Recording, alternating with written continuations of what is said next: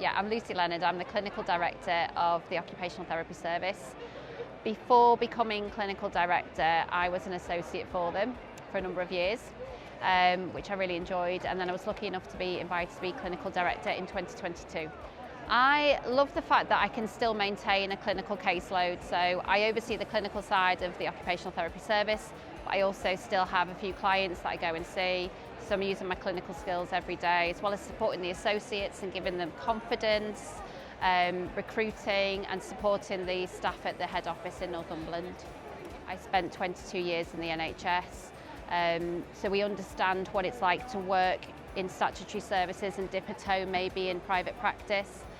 We've got 3 occupational therapists working as clinical coordinators at head office who will give any support that people need, and we're always there at the end of a phone to give guidance and support and feedback to people, and generally we get really good feedback about how we are with our associates. I think because we have only clinical specialists working for us, we've got that extra bit of knowledge about how the application of the products can work in the field.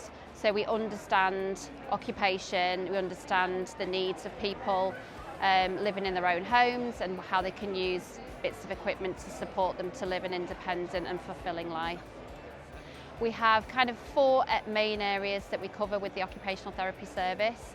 We provide consultancy to quite a number of manufacturers, retailers, distributors, and we provide clinical support in the form of webinars and training for their staff and helping them to engage with their occupational therapy audience. We also provide support to case managers. They refer their clients to us, and we provide an associate with the specialist skills and knowledge to work closely with their clients to rehabilitate them, usually following illness or injury. We work a lot with local authorities as well. So we're working with a number of local authorities and NHS trusts around the UK to support them reduce their waiting list usually. So we provide associates with the right expertise, usually in housing and equipment and adaptations, and we've had lots of successful projects around the UK. We get really good feedback, and we have a lot of repeat business. We also provide training because of the level of expertise we have with our directors and our associates. We can use that specialist knowledge to train NHS trusts, different teams, and anybody who is looking to enhance their occupational therapy skills. We can certainly provide training bespoke to their needs as well.